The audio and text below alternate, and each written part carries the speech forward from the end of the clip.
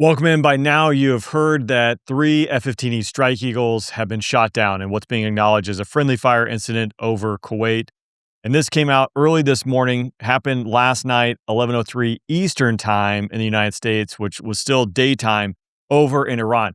How did this happen? That's what we're going to look at today. But first and foremost, the main thing is that these crews are safe. Now, the F-15E Strike Eagle, that is a complement of a pilot and a weapon systems operator in each plane. All six successfully ejected.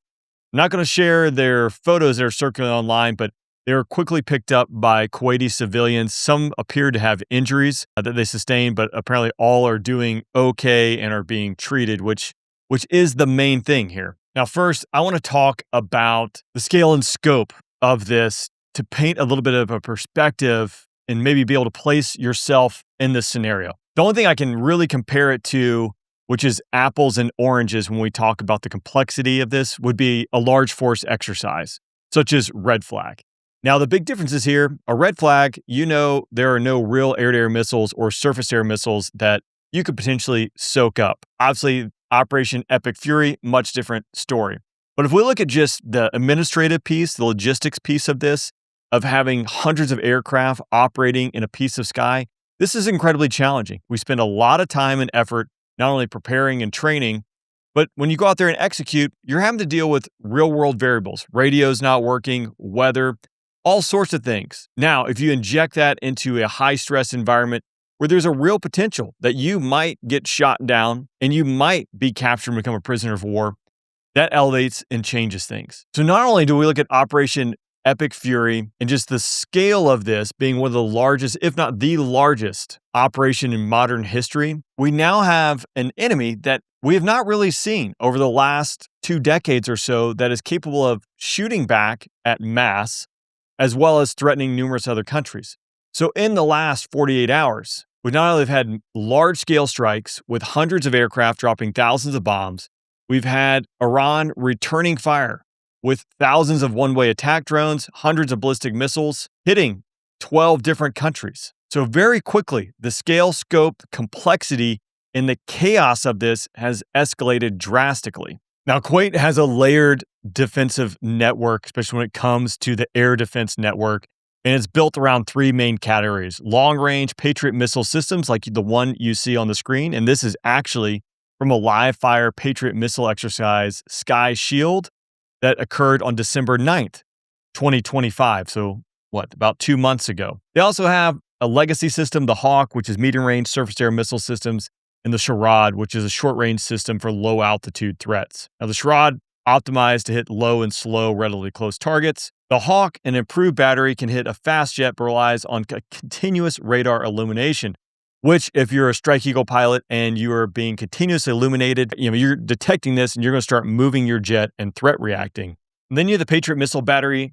This is built for high-end, high-performance threats, including fast jets, ballistic missiles, and cruise missiles with a powerful radar, high-speed interceptors, and an automatic engagement logic. Now, based on capability and unfortunately past history, the Patriot seems to be the most plausible system that brought down these 3 F-15Es in one swoop. And thus that you're seeing so many observers say this was the Patriot missile system that took down these jets. Now, it doesn't just see a blip and shoot. There are personnel that run this. It has multiple checks that it is doing in order to layer the identification, ensure ROEs are met, the rules of engagement, identifying friend or foe, etc. So first, the radar is tracking behavior. It's looking at speed, heading, altitude, if it looks like a ballistic missile or potentially a cruise missile or an aircraft.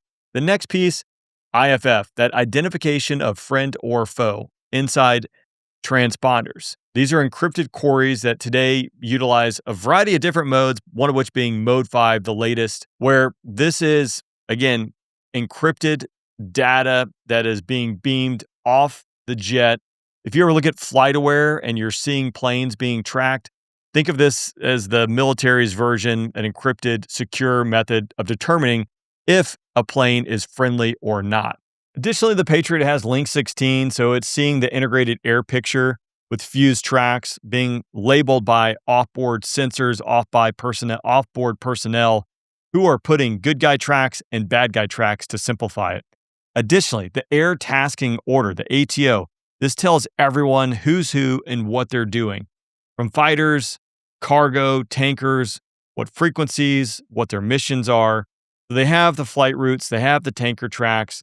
They should be able to see this. But this is a lot of data. And obviously, one little piece that doesn't line up or doesn't work, for instance, maybe the IFF doesn't work, or maybe that jet isn't on Link 16 today. All of these can be factors. And apparently, unlike other Gulf partners, Kuwait does have that Link 16 integration and shares with U.S. forces.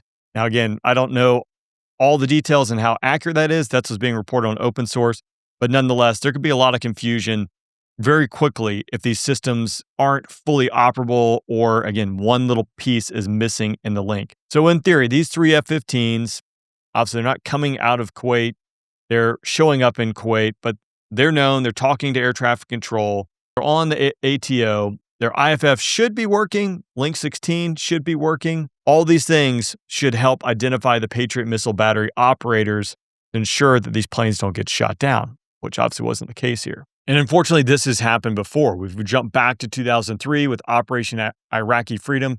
The first casualty of a Patriot missile battery in this conflict was a GR-4 Tornado out of the RAF who was returning to Ali al-Salim Air Base in Kuwait and was shot down, and unfortunately, the pilot was killed. Now, the British report blamed the automation of the Patriot missile battery at the time and limited training or incomplete training on the operators who should have known and should have intervened into this. I have only stepped inside a Patriot missile battery system once, just a quick glance to see what it was like. I can appreciate just having a couple screens in front of you and trying to understand the big air war that's going on around you and thinking in that 3D space, especially if you're not a pilot or ever been in that space. You're looking at this 2D screen. It can be challenging with just the sheer volume of data and confusion, or shouldn't say confusion, potential confusion and chaos that can quickly ensue, again, with that fog of war. And just a few nights after that RAF Tornado was shot down, the U.S. Navy had an F-18 that was taken down by a Patriot missile battery as well. That pilot was also killed. So again, you can see the severity. And I think I misspoke earlier. The Tornado, it was a crew who were both killed. This Navy F-18, the pilot, Lieutenant White, was the Navy's only loss during those opening days of Iraqi freedom. They also locked onto an F-16 CJ, which now is a CM, that wild weasel F-16. A lot of people still say CJ, but now it's a CM for the modular mission computer that's been incorporated into those jets' upgrades over the years. Now, in the case of the F-16 being a wild weasel and doing that suppression of enemy air defenses, if you've been watching the channel for a bit, we've talked quite a bit about those. He fired an AGM-88, a high-speed anti-radiation missile, back at that Patriot missile site, disabling that system's radar.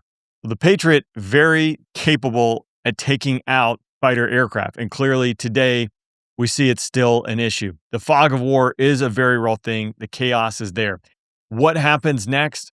We'll see. Were these Patriots operated by the Kuwaitis? Were they operated by the U.S. Army? There'll be an investigation. They'll try and peel back the onion and figure out what transpired. Out here in the open, we probably won't hear about that. You already have, at a minimum, two services, the Air Force and the Army, that are going to have to try and figure out how to prevent this, figure out what happened and not let it happen again. Potentially, if you have a coalition partner such as Kuwait that is responsible for this friendly fire incident, you now have a new diplomatic issue when it comes to trying to sort out and still operate and work together in this environment. So again, the main thing is these crews are okay. Hopefully nothing like this happens again, but it is a very dynamic and dangerous environment. If you have any questions, drop those down below and try and get those answered. You can subscribe to our newsletter, which is free, and that's another great way to reach out to us and get your questions answered. See you next time.